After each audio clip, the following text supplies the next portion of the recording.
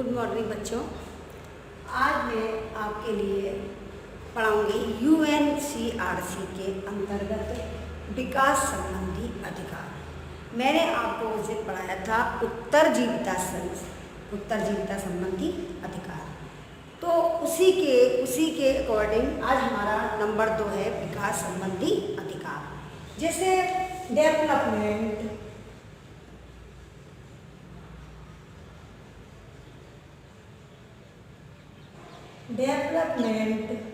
Related right.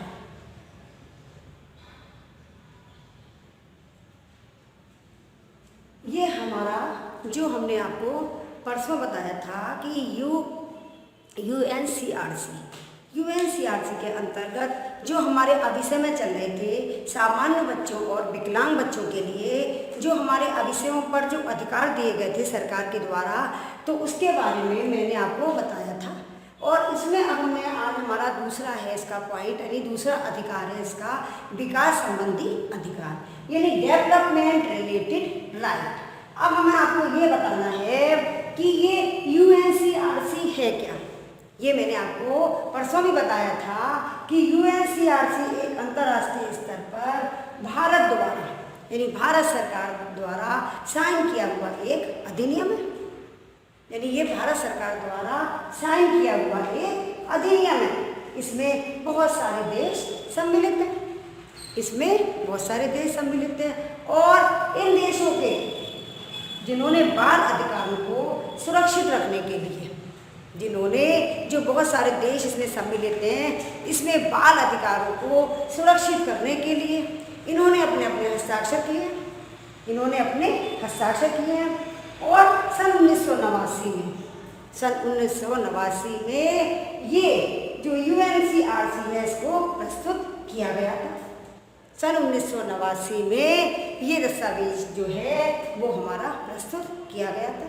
इसमें 54 articles थे, जो मैंने आपको बताया था 54 आर्टिकल्स, यानी इसमें 54 अनुच्छेद थे जो बाल अधिकारों के संरक्षण हेतु बनाए गए, जो भारत सरकार द्वारा बनाए गए थे बाल संरक्षणों के अधिकार हेतु। ये बाल संरक्षणों के अधिकारों के लिए एक नया मोड़ था। बाल अधिकार संरक्षणों के लिए ये एक नया मोड़ था, जहां इसको अंतर्राष्ट्रीय स्तर पर गति प्रदान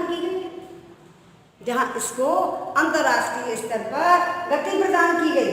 और इस दस्तावेज में सार्वभौमिक कानूनी मापदंड और कसौटियां तैयार की गई। इसमें कानूनी मापदंड और इसमें कसौटियां तैयार की गई ताकि बच्चों का संरक्षण और देखभाल भली प्रकार से हो सके। इसीलिए UNCRC के अंतर्गत सामान्य और विकलांग बालकों के लिए जो अधिकार दिए गए हैं उनका पूर्ण रूप से संरक्षण हो और उनको अधिकार प्रदान किए जाएं। किसी भी प्रकार की कोई सामान्य व विकलांग बच्चे को किसी भी प्रकार की कोई कठिनाई का सामना ना करना पड़े। इसलिए भारत सरकार का यही दायित्व है कि इन बच्चों को अधिकार मिलना चाहिए। तो मैंने उस दिन आपको समझाया था बच्चों कि इसमें हमारा ये चल रहा था पॉइंट कि इन अधिकारों से संबंधित जो मैंने उस दिन बताया था आपको उत्तरजीविता अधिकार में हमारे 5 पॉइंट हो गए थे। अब हमारा आ जाएगा स्वस्थ वातावरण का अधिकार। 6वां पॉइंट आएगा हमारा स्वस्थ वातावरण का अधिकार। ये मैं आपको पूरा बता रही हूँ। स्वस्थ वातावरण का अधिकार, ये हमारा परसों जो था उत्तरजीविता अधिकार, उस सर्वाइवल वाला जो था हमारा कि सर्वाइवल रिलेटेड राइट्स, उसके अंतर्गत हमारा हमने 5 पॉइंट करा दिए। ये हमारा 6वां पॉइंट है, आप इसको नोट करते जाइएगा। स्वस्थ वातावरण का अधिकार यानी हेल्दी एनवायरमेंट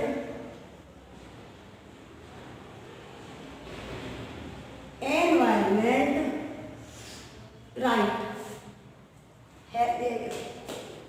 इसमें है राइट ऑफ हेल्दी एनवायरमेंट, यानी राइट ऑफ हेल्दी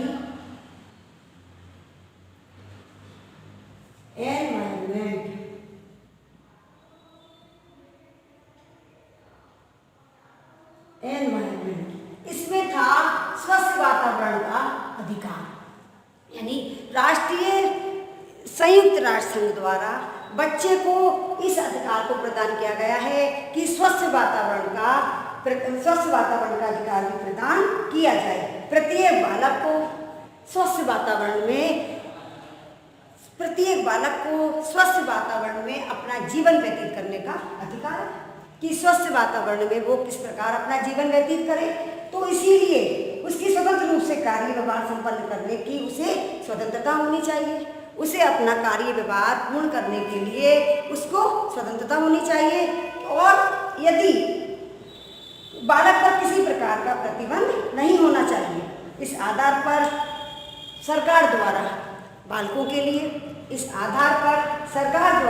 के लिए खेलने की व्यवस्था, आवास की व्यवस्था, खेलने की व्यवस्था, आवास की व्यवस्था और शिक्षा की व्यवस्था प्रदूषण रहित क्षेत्र में की जाती है ताकि बच्चे का पूर्ण रूप से विकास हो सके। इसकी व्यवस्था यानी एकदम प्रदूषण रहित वातावरण में की जाती है, यानी खेलने की व्यवस्था, आवास की व्यवस्था और शिक्षा की व्यवस्था, इन सभी को प्रदूषण रहित वातावरण में ही व्यवस्था इनकी होनी चाहिए जिससे सभी बच्चों का विकास हो सके। अगला आता है हमारा सुरक्षा का अधिकार। नंबर 7 आता है हमारा सुरक्षा का अधिकार।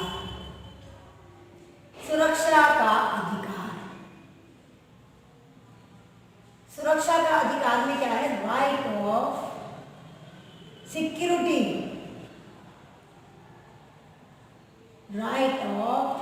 सिक्योरिटी, यानी सुरक्षा का अधिकार। राइट ऑफ सिक्योरिटी, बच्चों को सुरक्षा का अधिकार भी पूर्ण रूप से मिलना चाहिए जिससे उनका विकास हो सके। प्रत्येक बालक को अपनी शारीरिक और मानसिक सुरक्षा का अधिकार है। किसी भी बालक को मानसिक रूप से प्रताड़ित नहीं किया जाएगा।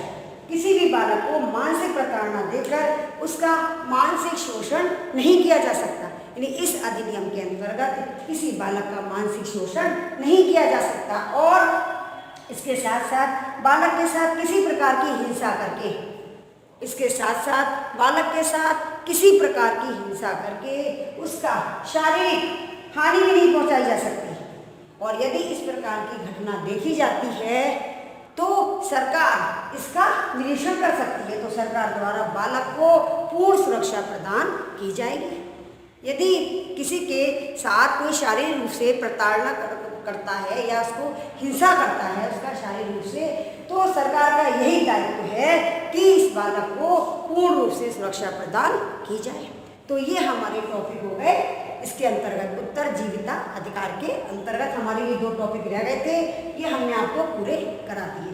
तो इस प्रकार प्रत्येक बालक के जीवन को सुरक्षित रखने के लिए प्रत्येक अधिकार और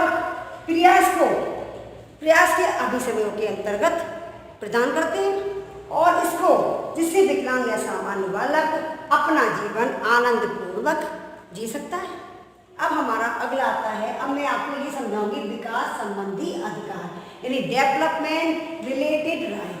अब इसमें हमारा क्या आता है? ये तो उसके अधिकार थे, ये हमारा टॉपिक समाप्त हो गया। अब हमारा आता है डेवलपमेंट। तो डेवलपमेंट में बच्चों क्या आता है? पहला आता है हमारा इसमें शैक्षिक विकास संबंधी अधिकार।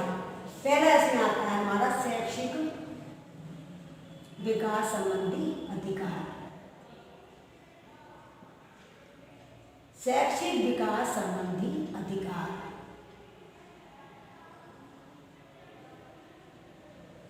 विकास संबंधी अधिकार। तो डेवलपमेंट रिलेटेड राइट में इसके अंतर्गत संयुक्त राष्ट्र के अभिसमयों के अंतर्गत सामान्य और विकलांग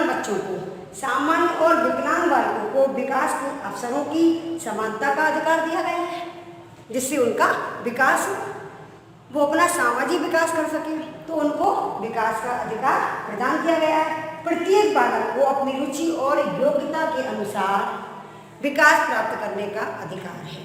यानी प्रत्येक बालक को अपनी रुचि और योग्यता के अनुसार अधिकार प्राप्त करने का अधिकार है। और विकास संबंधी अधिकारों को हम निम्नलिखित रूप से देख सकते हैं।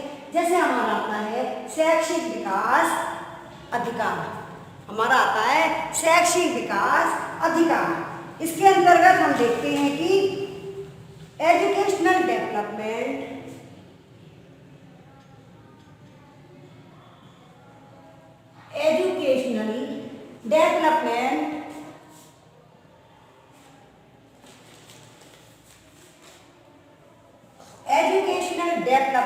रिलेटेड राइट,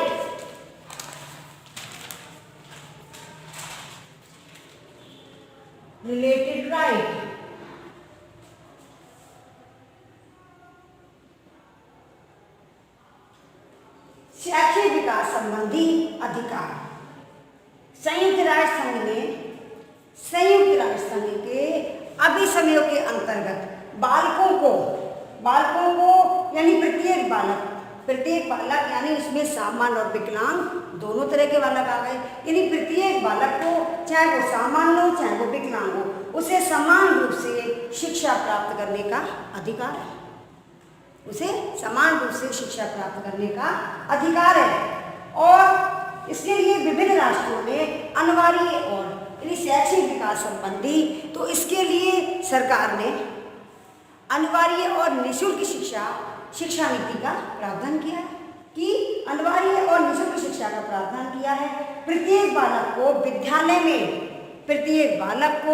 विद्यालय में नामांकित करने की योजना को संचालित करके शत प्रतिशत नामांकन के लक्ष्य को प्राप्त किया है कि जिससे 100% बच्चे इसमें एडमिशन कराएं, यानी 100% लक्ष्य को इसमें प्राप्त किया है।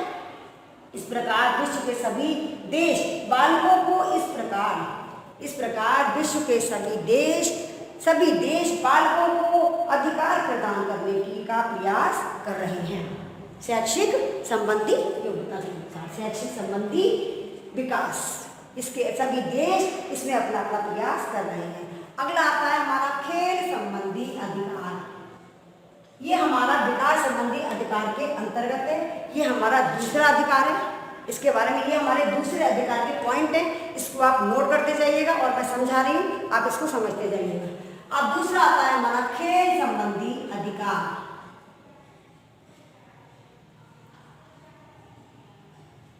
खेल संबंधी अधिकार यानी गेम रिलेटेड राइट। आप इसको नोट करते जाइएगा। संयुक्त राष्ट्र संघ के इसके अंतर्गत या संयुक्त राष्ट्र संघ के अनुसार बच्चों में खेल संबंधी यानी प्रत्येक बालक को अपनी रुचि के अनुसार खेल खेलने का अधिकार है। अपनी रुचि के अनुसार खेल खेलने का अधिकार है और इसमें उसके द्वारा विभिन्न खेलों में भाग लेने की स्वतंत्रता से, यानी उसको अपनी रुचि के अनुसार खेलों में भाग लेने की स्वतंत्रता है। इसकी स्वतंत्रता में कोई भी किसी प्रकार का रोक टोक नहीं है, यानी इनकी स्वतंत्रता को रोकने के लिए कोई भी इन्हें वंचित नहीं कर सकता। इनको अपना अपना अधिकार प्राप्त है अपनी योग्यता के अनुसार, अपनी रुचि के अनुसार। रुचि के अनुसार जो भी खेल खेले जाते हैं, बालकों को उसमें कुशल बनाने के लिए सुविधाएं प्रदान करना, यानी बालकों को खेलों के प्रति कुशल बनाने के लिए उनको सरकार द्वारा भी ये अधिकार दिए गए हैं और उनको सुविधाएं प्राप्त की गई हैं खेलों के प्रति, और जिससे बालक विविध खेलों में अपनी कुशलता प्राप्त कर सके, यानी अपने कौशल को प्रदर्शित कर सके। बच्चा अपनी रुचि के अनुसार खेलों में भाग लेकर और अपने कौशल को प्रदर्शित कर सके। तो ये भी सरकार का ही दायित्व है कि इसमें खेलों से संबंधित किस किस प्रकार की सुविधाओं को उपलब्ध कराना है। ठीक है ना। अब हमारा अगला पॉइंट आता है सांस्कृतिक विकास संबंधी अधिकार। नंबर 3 आता है सांस्कृतिक विकास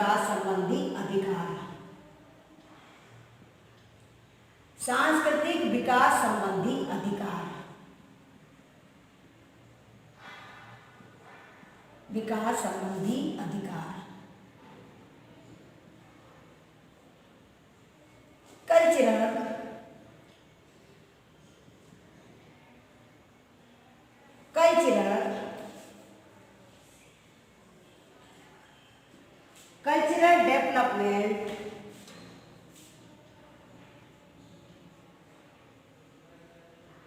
कल्चरल डेवलपमेंट रिलेटेड राइट।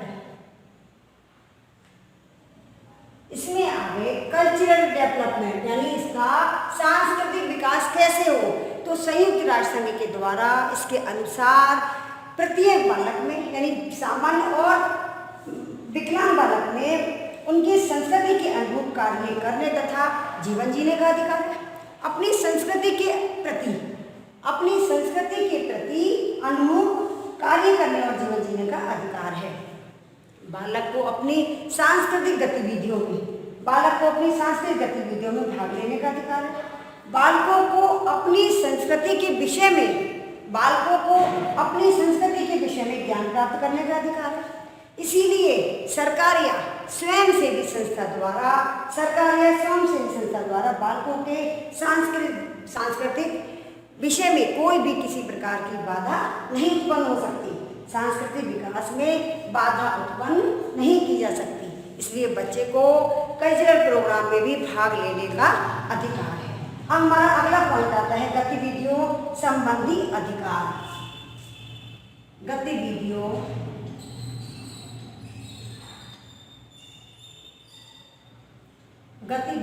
संबंधी अधिकार।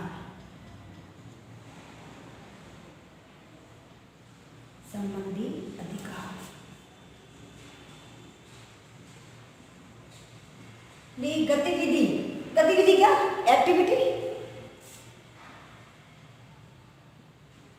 Activities related right.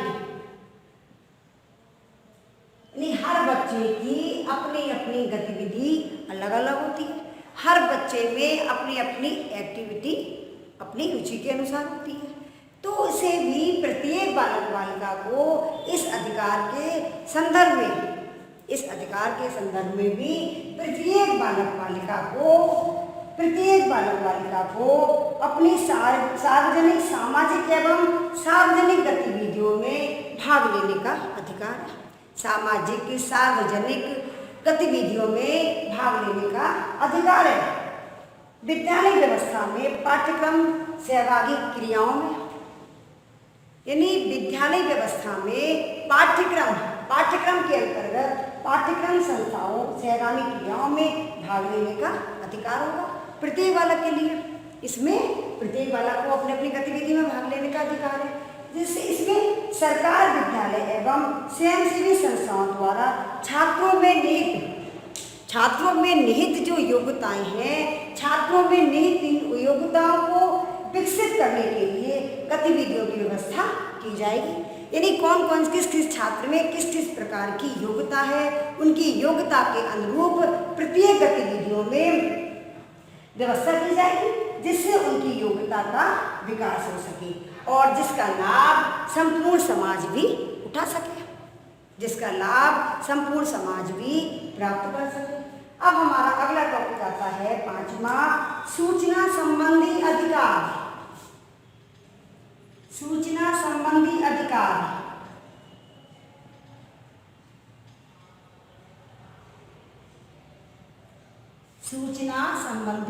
अधिकार। यानी इंफॉर्मेशन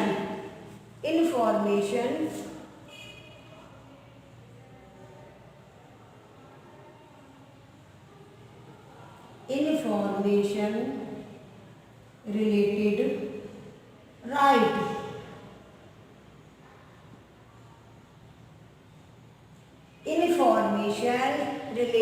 राइट। इसके अंतर्गत यानी समाज इसमें संयुक्त राष्ट्र संघ के अनुसार इसमें प्रत्येक बालक बालिका को सूचना संबंधी विविध अभिसमयों के अंतर्गत, प्रत्येक बालक बालिका यानी चाहे वो सामान्य हो या वो विकलांग हो, इसमें सूचना संबंधी अभिसमयों के अंतर्गत बालकों को ये अधिकार प्रदान किया गया है कि उनकी शिक्षा और स्वास्थ्य के प्रति, उनकी शिक्षा एवं सूचनाएं, स्वास्थ्य से संबंधित सूचनाएं प्रदान की जाए, कि प्रत्येक बालक को उनकी शिक्षा एवं स्वास्थ्य से संबंधित प्रत्येक सूचना को प्रत्येक बालक को प्रदान की जाए, जिससे कोई भी बच्चा सूचना प्रदान करने से वंचित ना रह सके कि हमें तो ये सूचना ही नहीं मिली थी। तो इसीलिए सूचना प्रदान की जाए। यदि कोई बालक किसी व्यवसाय प्रशिक्षण या अन्य किसी विषय पर सूचना प्राप्त करना चाहता है तो उसको सूचना प्रदान की जाए। ये भी सरकार का ही दायित्व है कि उसको सूचना प्रदान की जाए। इस अधिकार की व्यवस्था का दायित्व भी सरकार का ही होगा, यानी ये भी सरकार का ही दायित्व है कि प्रत्येक बालक को उसकी शिक्षा और स्वास्थ्य के प्रति उसको सूचना प्रदान की जाए। यदि वो किसी विषय के अंतर्गत और या किसी शिक्षण प्रशिक्षण के अंतर्गत यदि वो कोई सूचना प्राप्त करना चाहता है तो उसको तुरंत सूचना प्रदान की जाए। ये भी सरकार का ही दायित्व है। अब हमारा अगला आता है जागरूकता का अधिकार, छठा। ये पॉइंट में रख कर दे रही हूँ। अब मैं आपको ऊपर लिखा रही हूँ। 5 पॉइंट हो गए, ये आपने नोट कर लिए होंगे। अब मैं छठा आपको ऊपर लिखा रही हूँ क्योंकि नीचे का दिखेगा नहीं। छठा पॉइंट हमारा आता है जागरूकता का अधिकार। जागरूकता का अधिकार,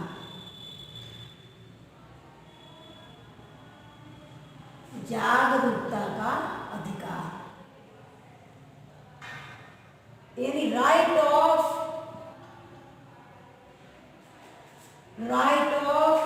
अवेयरनेस, राइट ऑफ अवेयरनेस यानी जागरूकता। संयुक्त राष्ट्र संघ के द्वारा यानी संयुक्त राष्ट्र के इस अधिनियम के अंतर्गत प्रत्येक बालक बालिकाओं को उसमें जागरूक होने का अधिकार बताया गया है कि बच्चे को हमें किस प्रकार बच्चे के अंदर हमें जागरूकता प्रदान करनी है। समाज के प्रति जागरूकता, शिक्षा के प्रति जागरूकता हमें कैसे विकसित करनी है, इसके बारे में इसने बताया है कि इन प्रत्येक बालक बालिका को उनके अधिकारों के प्रति उन्हें जागरूक बनाया जाए।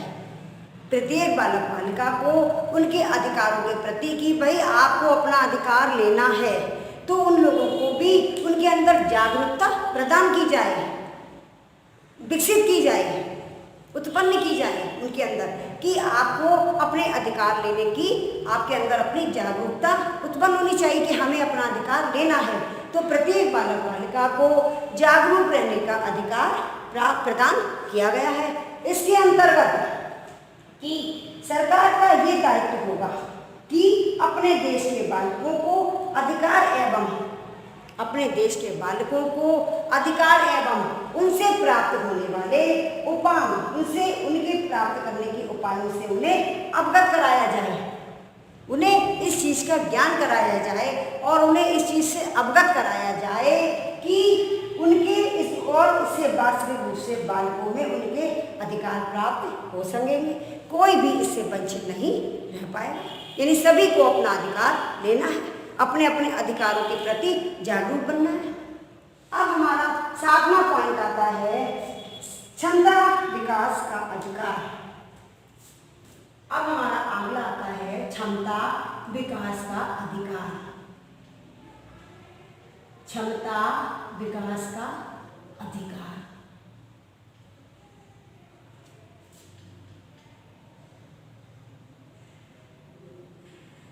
क्षमता विकास का अधिकार यानी राइट ऑफ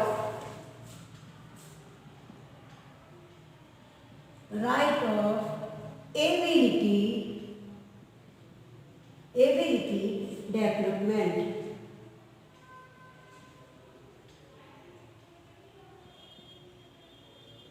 डेवलपमेंट, क्षमता, क्षमता यानी दक्षता, उसका कौशल, उसमें किस चीज़ की उसमें क्षमता है, उसमें दक्षता है। किसी किसी की संगीत में होती है, किसी की खेलों के प्रति होती है, तो किसमें क्षमता है, उसकी अकॉर्डिंग ही प्रत्येक बालक में कोई ना कोई विशेष क्षमता या योग्यता होती है, क्षमता की योग्यता विद्यमान होती है। यदि उसे उचित वातावरण प्राप्त होता है, यानी हर बच्चे में हर प्रकार की अपनी अपनी क्षमता विद्यमान रहती है। यदि उसे उचित वातावरण मिलता है तो उसका समाज में विकास हो जाता है, और यदि उसे उचित वातावरण नहीं मिलता है तो उसका विकास नहीं हो पाता, इस वातावरण को उपलब्ध करने का दायित्व, यानी इस वातावरण को उपलब्ध कराने का दायित्व भी सरकार का है। सरकार को ये भी ध्यान रखना है कि हमें इनकी क्षमता को देखते हुए इनको क्या क्या सुविधाएं उपलब्ध करानी है, तो ये भी सरकार का ही दायित्व है, यानी क्षमता विकास का अधिकार, जिससे बच्चे का विकास हो सके। अब हमारा अगला पॉइंट आता है हमारा रुचि के अनुसार विकास। रुचि के अनुसार विकास, रुचि के अनुसार विकास यानी डेवलपमेंट,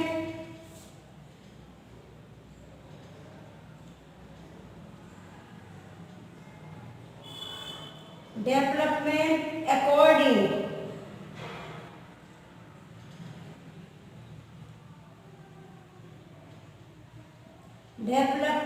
अकॉर्डिंग टू इंटरेस्ट,